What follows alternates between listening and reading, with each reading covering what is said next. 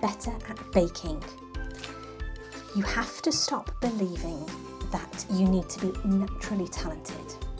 Instead, trust the process, measure, mix, bake.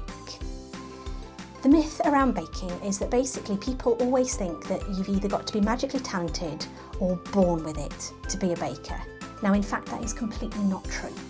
Anybody can learn how to bake.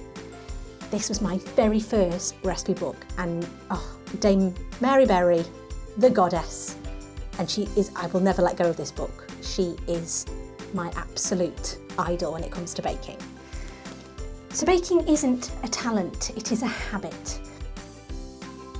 If you can read a recipe, you can bake.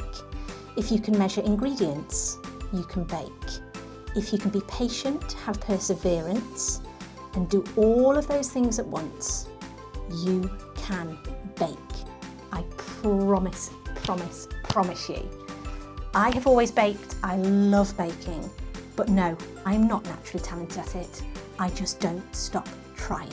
You can do it. On your marks, get set,